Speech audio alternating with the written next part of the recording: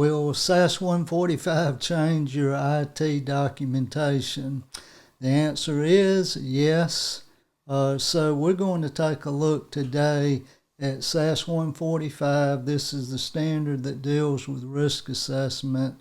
It's applicable for year ends with December 31, 2023 and thereafter.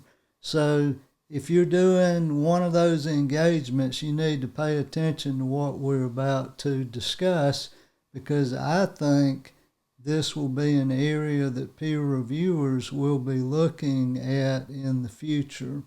So let's go into the slide presentation. I put together a little slide deck here to show you how SAS 145 is going to affect your IT documentation.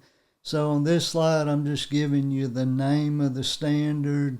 It's understanding the entity and its environment and assessing the risk of material misstatement. Now, there's lots of other considerations for 145. We're just going to talk about the IT part today.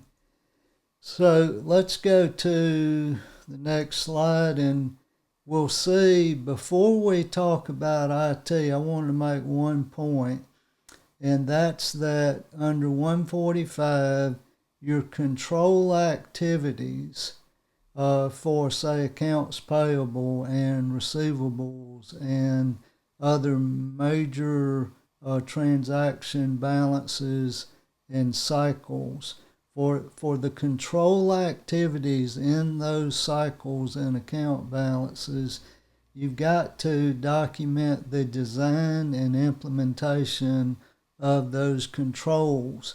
I often refer to this as D&I, design and implementation. So what does that mean? Well, it means you not only have to know that the control is there, but it's also designed appropriately. We often take care of this consideration as we do walkthroughs in, say, accounts payable or receivables, and we're looking at the design of the controls, such as segregation of duties, but we're also looking to see were those controls in place? Were they being used during the year? That's the implementation piece. That's why we do walkthroughs. You know, we can ask a client, do you have internal controls? And they can say yes, but that's not enough. We need to make observations. We also need to look at documents. We call that inspection. So we inquire, we observe, and we inspect. And if we do those three things in reference to design and implementation, then we can see if the client has the right internal controls. Now, I'm speaking more in general terms, and really terms that you would have used prior to 145. So let's step forward and look at the IT requirements in 145. Now, before we do that, I want to talk about, you've got different levels of complexity in regard to your IT systems. In 145, one of the things the Auditing Standards Board wanted to do, and they did, is make this documentation scalable based on complexity. So some of your systems are very complex. If some of you are doing bank audits, then they have pretty complex IT systems. For less complex systems, that documentation, the IT documentation, will compress. It will be smaller. So here's an example of complex IT structures. So I've got, for example, telecommunications companies. So I've done some of these. I know they are very complex, and they have a lot going on in terms of the IT structure. So complex systems will have interfaced software, so the software is talking to different components within the system. A lot of that's automatic. You've got a high volume of data in these systems. Sometimes you'll have automatic initiation of transactions. You have a variety of complex calculations, and again, in a telecommunications company, that would be true. And then you might have automated controls. So that's the complex IT structure, but many of you are working with smaller entities and they have simple IT structures. I think of QuickBooks. So if it's a standalone application, then the system, the IT system, is much simpler than say one where you've got 25 IT people and they're writing code and all of that. So for many of you, you're auditing these smaller entities. They've got standalone accounting packages. That makes it a lot simpler. Now, don't turn off the video because you still need to do some new things with 145. We'll talk about that in a moment. Simple systems have a smaller volume of data. They have transactions supported by hard copy documents, and management doesn't rely on system generated reports. So like a small nonprofit is the example I provide here. A lot of small governments would fall into this category. In SAS 145, when I started looking at it, I noticed that there were a lot of new definitions. So one of the new phrases that you'll see in 145 is risk arising from the use of IT. So what does that mean? Well, I'm going to read it to you. I know I'm not supposed to read, but let me read it to you. You think about this as I read it. The susceptibility of information processing controls to ineffective design or operation, or risk to the integrity of information in the entity's information system due to ineffective design or operation of controls in the entity's IT processes. Now, we're about to focus on this phrase, information processing controls, because as you look at IT, I want you to think about general controls, and then I want you to think about information processing controls. Both are important in 145. So let's take a peek at information processing controls. What are those? I think of those really in terms of like a three-way match in accounts payable. So many systems I've looked at in the past, the software would not allow the accounts payable clerk to process the transaction unless the information on the purchase order, the invoice, and the shipping document all agreed. If those didn't agree, then the transaction couldn't process and they couldn't make payment. This is an example of an information processing control. It's embedded in the software. It's particular to accounts payable.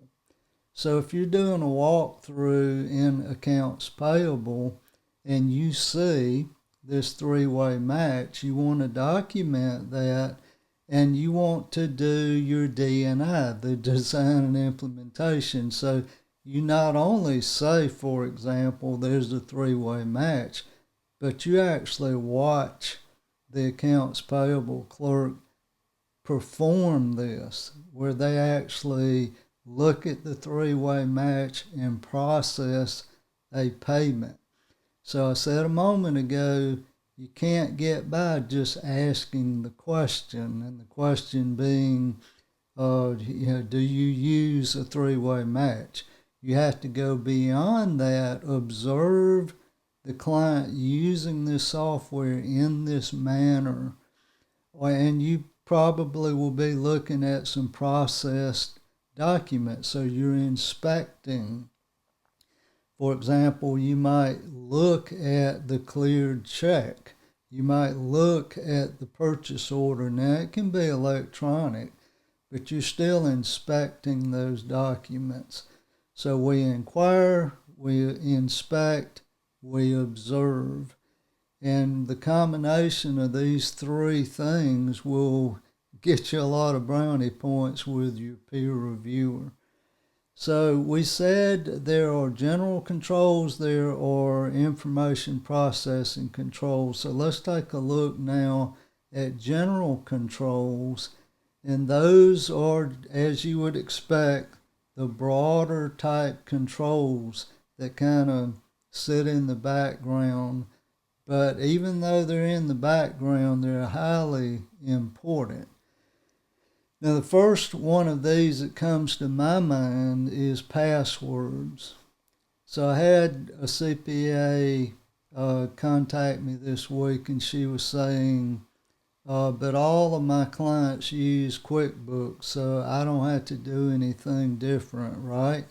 And I said, no, you still have to look at the general controls and passwords. If you've got software, about 99.9% of the time there's passwords. So we should be looking at those passwords. One, do they have to key in a password? And then if they do, can anybody else use that password? Now, you and I know that we shouldn't be sharing passwords, but it happens. So as you do your walkthrough, say in accounts payable, and that accounts payable clerk keys in a password to get into that accounts payable module, then we would ask, does anybody else have access to your password? And you would ask the other AP clerks, does anybody use your password other than you? Now, on that one, you'd almost have to take their word for it. In other words, you'd be inquiring. But as you're there, you're also observing, so you watch these people key in their passwords and get into the system. And that's how you would be looking at the implementation piece of D&I. Now, design on the password piece is pretty simple. Is it in the software? And hopefully the software is requiring, a certain number of characters to be keyed in. So you wouldn't want like a 3-character password. You'd want 7 or 8 or more. So that's the design piece. In the past, we might just note, okay, they use passwords. In the present with 145, design and implementation. That means you've got to do a walkthrough in regard to the general IT controls. So, some of the other general IT controls would include logical access. It would include backup of the data. It would include physical access to, say, the main server that this entity is using. Does somebody have to use a key to get into that room? Well, who has the key to get into that IT room? Can anybody else get into that room? So here we're observing the physical nature of the IT structure. But regardless, when you're looking at general IT controls, we're doing these things again: inquiry, observation, and inspection. But think about which of the general controls would have a significant impact on your transaction cycle. Now, I like to use accounts payable as a prime example in doing walkthroughs. So as you're looking at accounts payable, do they have to use passwords? Who has access to that IT room where that server is? Who assigns a logical access to the accounts payable module? Are there people assigned logical access that don't need it? So what I would do is ask the client, print all the names of the people that have access to the accounts payable module, that have logical access to that software. And if you print that out and it's everybody in the building, well, you have a problem. It should be just the 2 or 3 people in accounts payable. So you want to look at your general controls. A lot of third-party providers, they'll have forms that'll give you a list of these general controls. I would look at those and then just think about, in relation to accounts payable, what are the general controls that are really important, that would have bearing upon whether or not these numbers are materially correct. So there might be some controls that have no bearing on whether or not the numbers are correct. I'd be, less inclined to do much with those. But the controls that have a direct bearing on the materiality of the numbers that are going into the accounting system, well, yes, I'm going to look at those. I'm going to look at D&I, design and implementation. And I tell you, I'm working with some other firms now, and I'm saying to them, in terms of logical access, I just, day one, when I go in and I start doing this part of the audit, I'm going to ask the client to give me a printout of who has logical access to each significant accounting components, like receivables, revenues, accounts payable, expenses, cash, collections, those types of significant areas. I want to see who has logical access. So on the last slide we see here, I emphasize again, we're looking at design and implementation of those general IT controls. Now you're going to do that on the application controls as well, but you're going to do it with general IT. In the past, you could, a lot of times in the past I'd look at IT documentation, and most CPAs, most auditors would simply say, these are the significant pieces of the IT software.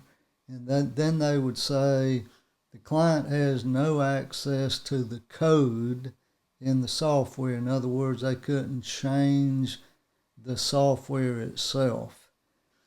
Well, now you need to go beyond that. So even with QuickBooks, if you're doing that, then okay, how do the passwords work? Who's the administrator of QuickBooks? In other words, who has the power within QuickBooks to assign rights to other parties to get into the QuickBooks software and to do various things. So even in QuickBooks, you need to be asking new questions and making observations about how that software is being used. Maybe in QuickBooks, they're downloading all the transactions from the bank directly into QuickBooks. Who can do that? And does anybody review that information after it gets downloaded for appropriateness? Or maybe information is pushed down from QuickBooks into Excel. Well, how is that data in the Excel spreadsheet secured if it's important to the accounting system? Those kind of things you want to look at in regard to pretty much any kind of software and pretty much any level of complexity with IT. So, you've got some new work to do with SAS 145. It's really not terribly complicated. I think once you do this once or twice, you'll get in a groove and you'll know what the additional things are. But I think probably the biggest thing I'd think about, what are the information processing controls embedded in the software like a three-way match? What are the key general controls such as passwords and logical access? And then look at the design and implementation in relation to those. If you do that, I think you'll be well on your way to complying with SAS 145 as it relates to IT systems. So I hope that helps. Good luck with SAS 145. Until we meet again, take care. Bye now.